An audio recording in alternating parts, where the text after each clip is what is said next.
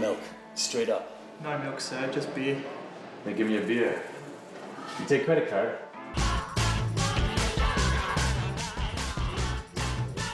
You've seen the icons, but trust me, there's more out there. You might want to stick around. I'm Jason Godfrey, and this is my journey down under. My Australian journey takes me to Victoria. First stop is stylish Melbourne, where history and culture meet creativity and innovation. Born out of the mid-1800s gold rush, the city's rich heritage and love for the good life has made this one of the most livable cities in the world. So I want to check out Melbourne, but I want to do it in an eco-friendly, fun sort of way. So I'm meeting Murray, who's going to take me on a bike tour of the city. So where are we going to go today, Murray? Well, I'm going to show you some of the hidden laneways and the secret places that even a lot of Melbourne people will never get to. So. Really?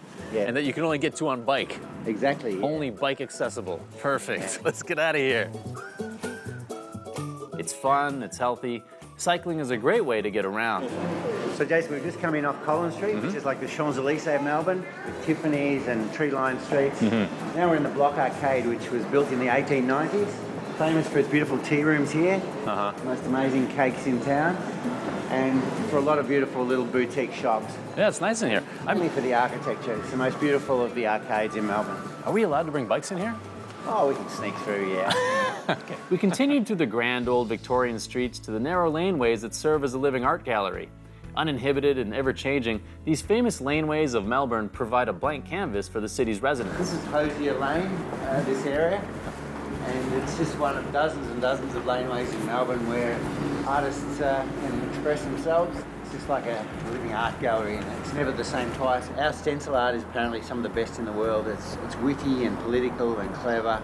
You know, there was one of a little girl holding some balloons and actually taped some real helium balloons to the paintings, things like that really you know, give you a jolt and put a smile on your face. And in that sense, I think the stencil art in Melbourne is really world class. Melbourne's probably the most European of Australia's cities, but everywhere you go, you'll see everything from public sculptures to even just a park bench, which has been made by hand by an artist as an installation, and you can actually sit on it and interact with it. So you'll see a lot of public art everywhere you go in Melbourne. So why is using a bike to get around Melbourne? Why is that one of the best ways to see the city? Melbourne's fairly flat because it's on the Yarra River. There are hundreds of kilometres of bike paths everywhere. Yeah, it's just a great way to get around. You seem to know a lot of history about this. What are some interesting facts about Melbourne? 1835, a guy called John Batman came here. Batman? And, he called it Batmania after himself. He was a very modest sort of guy. So for a little while it was called Batmania, and we were Batmanians, which would have been really bad. But that was how it all began, 1835. There was a big gold rush here in the 1850s, so a lot of the wealth and the beautiful buildings you see, and the multiculturalism, people coming from all over the world and staying afterwards, was because of the gold rush. And I wanted to see what else Melbourne had to offer. Now this is one of the most iconic spots in all of Melbourne. I mean, you can just smell the history here. You've got the trams, you've got Flinders Street Station, you've got St. Paul's Cathedral, but I'm gonna head over to Federation Square, which is just a great meeting spot. I met up with Yolanda, who is the curator at a very interesting museum. She offered me the opportunity to meet Batman. So Yolanda, you work for ACMI. I do. I'm a curator at ACMI, which is the Australian Centre for the Moving Image. We're about 10 years old, and we're here because we are really passionate about the moving image in all of its forms. What do you got going on right now? You've got the Hollywood sign here. You've got some kind of costume installation? We do. We've got an exhibition called Hollywood Costume, which has actually come to us from the Victoria and Albert Museum in London. Hollywood Costume is all about celebrating costume design within the filmmaking process. It's achieving amazing audiences. People are flocking. Well, I can see why it would be so popular. I mean, I can't wait to get in there and put the Batman costume on, right? On hearing how passionately Yolanda spoke about the exhibition, I was keen to get in and check it out for myself. Yolanda said she never wears this stuff, but if I worked here, as soon as this closed down, I would put that thing on and I'd be like, I'll be back. This is the costume that Heath Ledger wore in Brokeback Mountain. Great movie, great film. Brings me to tears every time. I'm not even joking. And this is a dress that Keira Knightley wore for I don't even know what, but it doesn't matter because Keira Knightley wore it. This one is actually interactive. If you stand underneath it, it comes down and kisses you upside down like Kirsten Dunst. Come on. Okay, it's not interactive.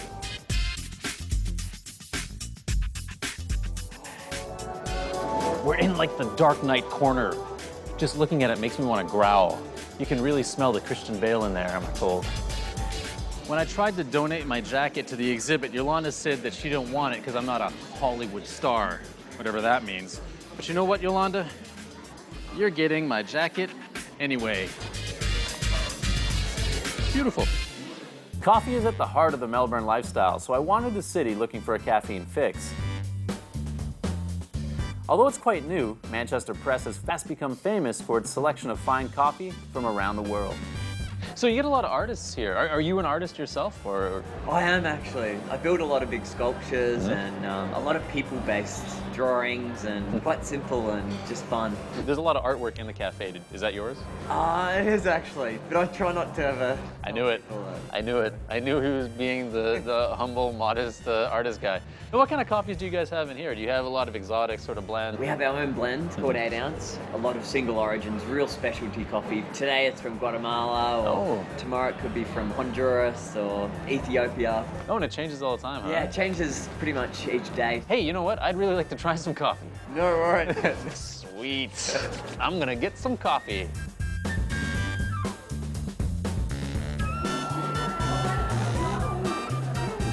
Oh my God. This coffee has changed my life. I think I'm done. I'm done. Sorry guys, cut. I'm done. I'm finished. I'm gonna go live in the wilderness. That's it. Funky and hip coffee joints are great, but I couldn't leave without checking out the oldest espresso house in town, Pellegrini's. How long has Pellegrini's been here? It's been here since 1954, the first of the real Italian-style espresso bars in Melbourne. This is the first. The first. And I mean, Melbourne has such a coffee culture. You guys you paved the way for everybody else, We did. Melbourne is the coffee centre of Australia. It always has been. Has this place changed much since the 50s? No, as you see it now, as it opened up in 1954. With the odd paint job, of course, and memorabilia up on the shelves, as you see it, as it was. Really? That's Yes, awesome. has Really, not changed. Everything feels so Everything. retro, but it's cool. Like, Yes. It's really cool. Like, so what kind of coffee do you guys specialize in then? Our biggest seller is cafe latte. A lot of people walk in and they'll say, I'll have a latte, so I'll give them a glass of milk. And I'll say, but I said, no, you ordered a latte. It's cafe latte. Perfect. Espresso is what I drink myself. I'll drink 4 or 5 of them a day, which 4 or 5 of them a day. Yes. They must be going non-stop all you the time. do get a bit of a hype up, I must admit.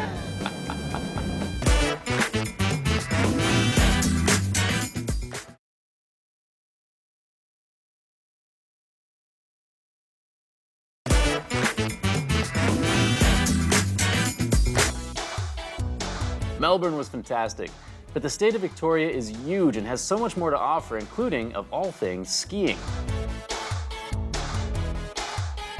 Hans Grimace is the owner of a ski lodge here in Mount Buller and a local icon. I was hoping he could share some of the history of this popular ski resort. This is your establishment. This is your place. Yeah, I started as a lift operator. My first nickname was Wandering Hands, because the manager always said when he put me there, just push and smile, and then I pushed and smiled. And all the girls came down and said, hello, Wandering Hands. They thought in Australia they're very nice, they call you by your name. Then they explained to me what they meant by Wandering Hands. You're just doing your job. I was a happy fella, you know. And being a carpenter in Austria, I always wanted to build a little Austrian place, you know, sort of to fit in the snow. This sort of Austrian style to the building and everything is great for skiing. I mean, those two things kind of go hand in hand, right? When you look at the mantelpiece, that's the history of Mount Buller. It says when the first lift was built in 1949 and the first T-bar in 59, and around the corner is a chairlift. It was the first triple chairlift in Victoria, which I also built, and that's named after me. You went from Wandering Hands to having the chairlift named after you. Yeah, Wandering Hands, yeah. I was also amazed to learn that Hans had a skiing dog. The rural city couldn't bring pets to the mountain. By teaching the dog how to ski and getting him his own ski pass, he wasn't a pet, he was a customer. A clever way to get around the paperwork. Mount Buller also has beautiful chalets to rent, and I met Jillian, who gave me a tour of one of the luxury residences. Oh, so what's this? This is the Montafon apartment here at Grimace. It's the penthouse, as you can see, very spacious, very beautiful, and amazing views as well. Wow, this is like exactly what I'm thinking of if I'm coming on a ski vacation. This is exactly the spot that I would want. It is super cozy, everything you could possibly need. This sort of place is perfect for families. We get a lot of families up here at Mount Buller. Lots of space for the kids and for a few friends. Sleeps 8 people, so you've got plenty of space and all the facilities you need if you want to stay in and cook or if you want to go out as well. Wow, what a view. Isn't it amazing? Yeah. I was a little early in the snow season, but this stunning landscape will soon transform into a beautiful winter wonderland. What an amazing view to wake up to. Wow, it's gorgeous. After checking out the fantastic views from the lodge, I was ready to hit the slopes with Kate, who was my guide for the day. Australia is known for its beaches, its arid climate, the red center, but 3 hours out of Melbourne, here I am in winter, hardcore winter, and I'm gonna get my winter on by skiing. Hey, Kate. Are you coming in for a lesson today? Well, you know, I don't know if I'd call it a lesson or if I'd just call it a little bit of a refresher. Oh, you've skied before? Well, it's not my first rodeo. Do you remember how to stop? Well, that's fine, that's good. Let's go. We'll head straight up to the magic carpet and we'll see how magical you are on the carpet with your stop.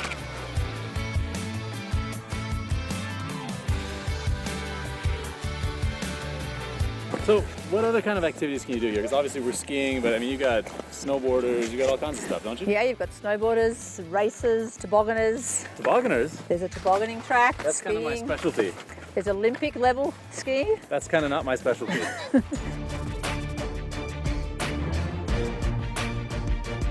It was amazing fun to get back up on a ski slope. It's been years since I've done it, and I'm sure all of you thought I was gonna fall flat on my face. And I bet you were hoping for it. Well, I'm happy to disappoint you, because I rock.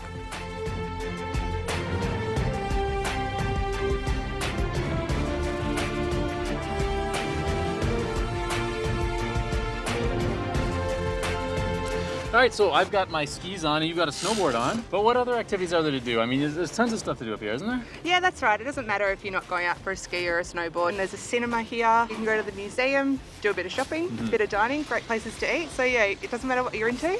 Definitely something to do here There's for you. something here. We've got a great view up here. How can you complain? Look, it's absolutely beautiful. Places like this up here at the Alberg, you can have a drink and overlook the skiing run when you're having a coffee. And what more would you rather do? I haven't skied in over a decade, and it is awesome to get back into it in Australia. In Australia, skiing in Australia, who would have thought? But right now, I'm gonna go down and carve this slope up like a Christmas turkey. Let's go, guys. Oh, they already went. Okay, I'm going. Carving it! After a busy day in the snow and sun, I'm gonna find a place to put my head down for the night. So I head off to the Yarra Valley.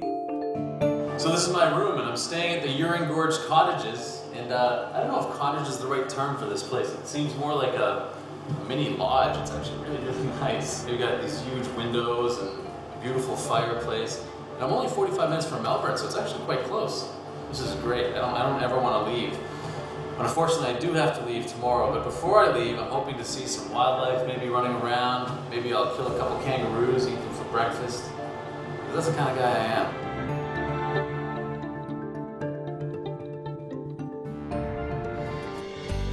Ah, breakfast time. A beautiful morning in the Yarra Valley, and I've opted for the cornerstone of any healthy diet, chocolate. Oh yeah, breakfast chocolate. All right, so how long have you guys been open now? It's fairly new, right? So we've been open 6 months. We opened on the 15th of December, so yeah, still very exciting. Yeah, we've had over 200,000 visitors since we've opened, and it's been a fantastic response, yeah. It's incredible. And what made you guys open this chocolate factory sort of thing?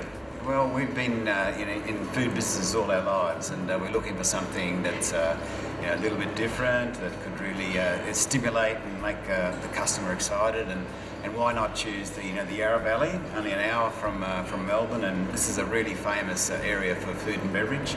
Yeah, what is this? This one is a...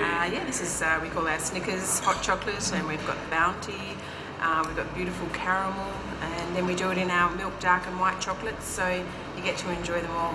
Even have chili for you, Jason. Chili, really? Continue to speak, that way I can host while drinking. This place is packed to the rafters with delicious chocolate. It's like being at Willy Wonka's place. And the in-house cafe has a great menu, with their specialty being the surreal chocolate sausage. I'm gonna be brave and give it a go. I've heard a lot about your chocolate sausage. And I didn't know what to picture. I didn't know if it was like a coating or... So you just got the chocolate worked in? That's right, in there? Yeah, when it's made in the sausage, Wow. yeah. So We have over 150 different types of chocolates here, so we thought we'd also bring it through to our breakfast menu. It's been really successful. Putting chocolate into the breakfast menu sounds like a good idea to me. So you can see the chocolate sort of vein in there. chocolate, yeah. And then we've got these different sauces here. Maybe I'll try those in a second. I think I should try it au naturel. Absolutely, get Yeah. the full experience. Who would put chocolate in a sausage? That's just crazy. It's just a good sausage. Great. So later you can taste some of our great desserts, you know, and that's where you get the fondue, where you can dip it into the hot chocolate. So that's something a little bit later, huh? I can do that. You can do that? Okay.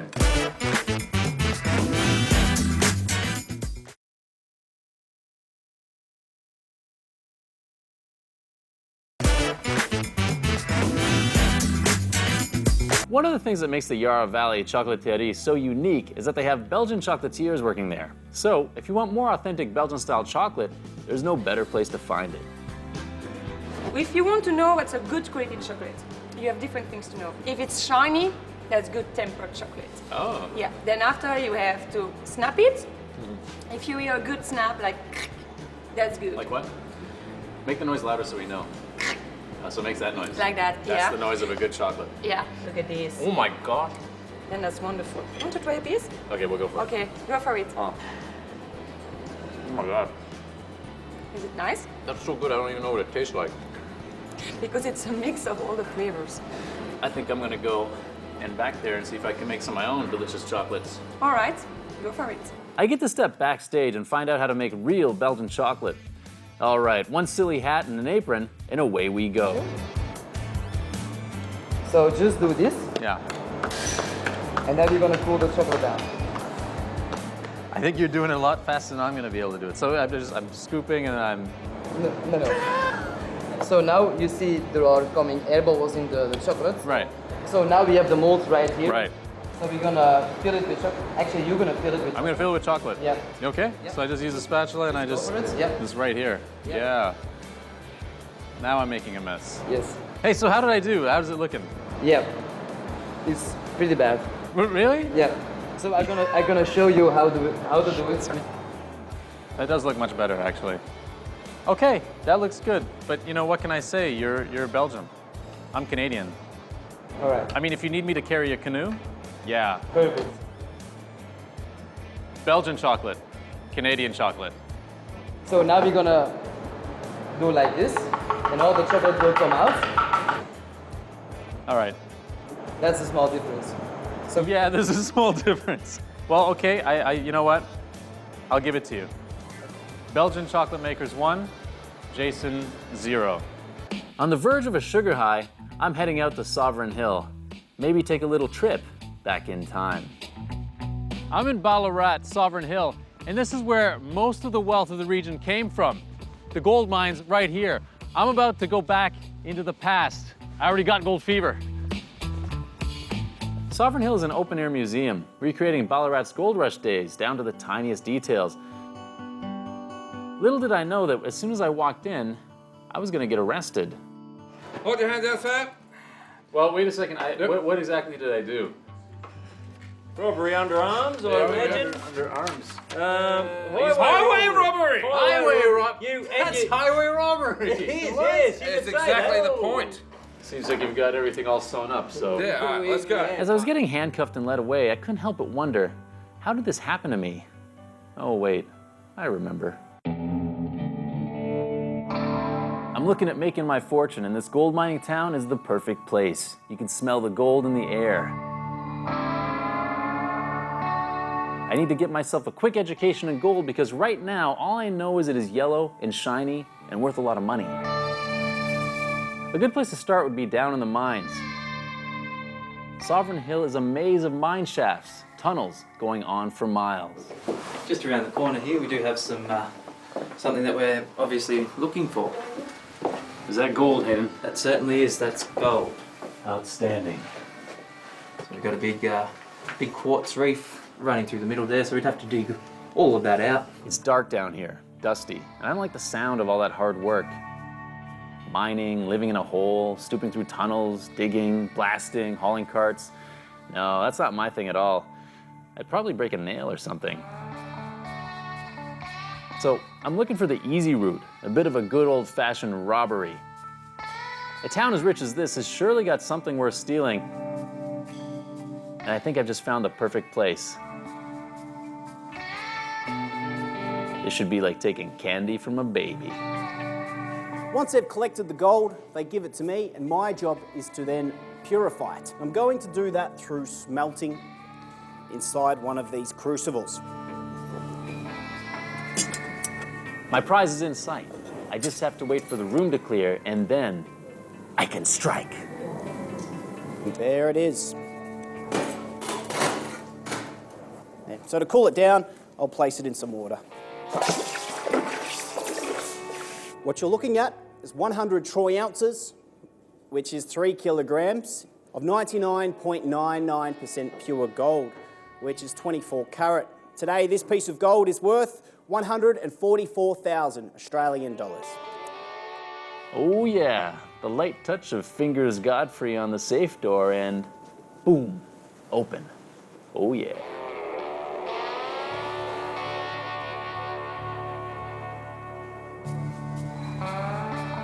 Take it easy, son. Take credit card. It's my last day in Victoria, but what a morning to start with. The sun rose and I saw a local stable bring its horses down for an early swim. Absolutely stunning. And that's just the start. I'm going for a drive along the Great Ocean Road. This coastline is just one stunning vista after another. Home to some of Australia's most famous natural landmarks, this road certainly earned its name. It really is great. I'm about to view one of the most spectacular coastlines in Australia, and I'm gonna do it from that over there. Wow. The chance to see the 12 Apostles from a helicopter is just unbelievable. It's definitely worth viewing these limestone sculptures from the air to appreciate the scope and scale of their majestic beauty.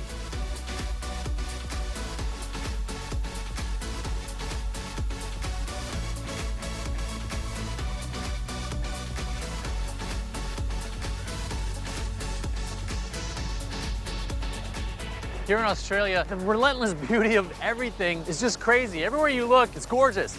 And every time you think you've seen it all, you get something like this. And you get surprised anew.